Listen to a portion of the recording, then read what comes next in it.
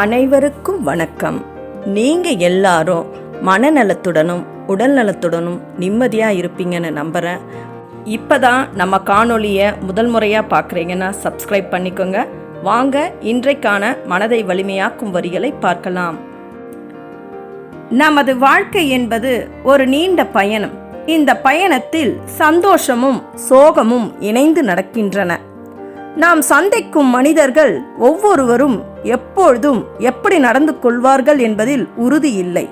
சிலர் அன்பாக நடந்து கொள்வார்கள், சிலர் நம்மை புரிந்து கொள்வார்கள், இன்னும் சிலர் நம்மை அரை வழியிலேயே விட்டு விடுவார்கள்.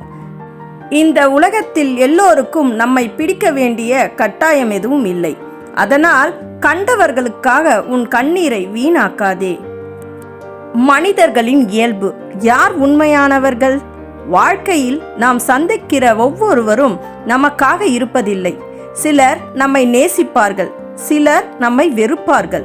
மற்றொரு பகுதி மக்கள் நம்மை பயன்படுத்தி கொண்டு தங்கள் தேவையை தீர்த்து கொள்வார்கள். நாம் இதை உணராமல் யாருக்காவது பாசத்தால் அல்லது அன்பால் கட்டுண்டு விட்டால் அந்த இடத்தில் நமது மனம் நொறுங்கும். நம்மை புரிந்து கொள்ளாதவர்களுக்கு நாம் எதற்காக வேதனையை அனுபவிக்க வேண்டும்? நாம் அழும்போது அதை உண்மையில் நம்மை நேசிக்கிறவர்களே புரிந்து கொள்வார்கள். மற்றவர்கள் அதை ஒரு நாடகமாகவே பார்ப்பார்கள்.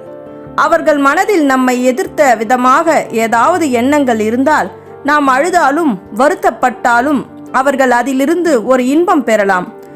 நாம் யாருக்காக வேதனைப்பட வேண்டும், எது முக்கியம் எது முக்கியம் அல்ல என்பதையும் புரிந்து கொள்ள வேண்டும். நாம் அழும் ஒவ்வொரு கணமும் நம் வாழ்க்கையின் முக்கியமான நொடிகள். அவை வேறு யாருக்காகவும் வீணாக்க கூடாது.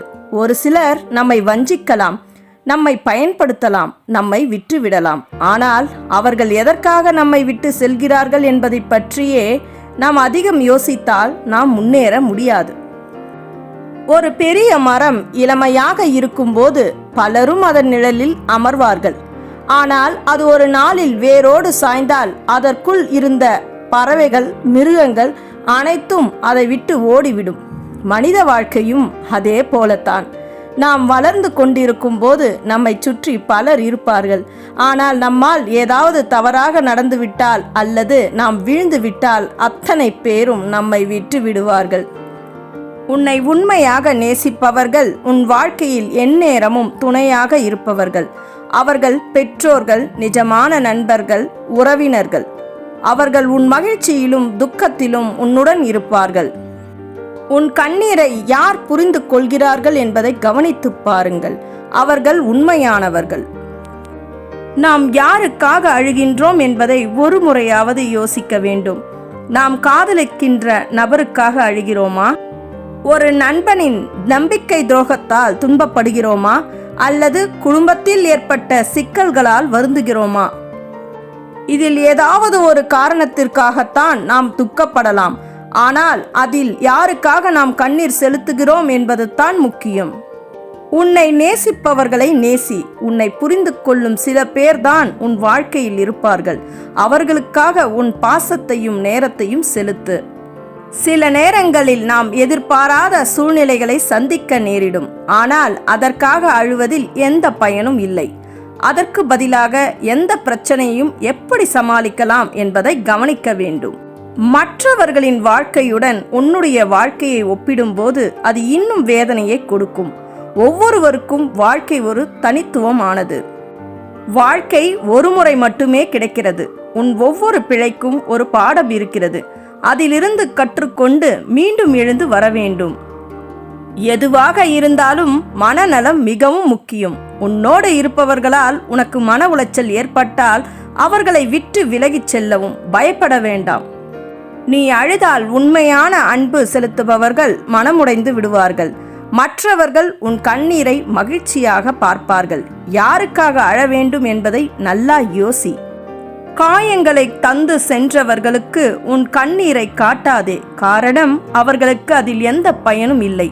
ஆனால் உன் மனநலனுக்கு அது மிகவும் மோசமானது.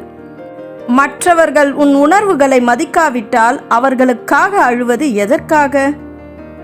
நீ துன்பப்பட்டு அழுதால் அது உன் மன வலிமையை சோதிக்கும். ஆனால் நீ அதை தாண்டி உயர்ந்தால் அது உன் வெற்றியை உறுதிப்படுத்தும்.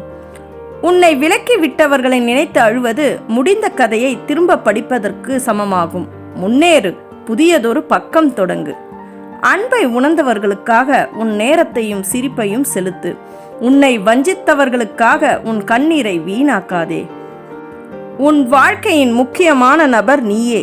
உன்னால் நம்பிக்கையுடன் வாழ முடியுமெனில் நீயே உன் வாழ்க்கையை அழகாக மாற்றலாம். மற்றவர்களுக்காக அழுவதில் எந்த அவசியமும் இல்லை.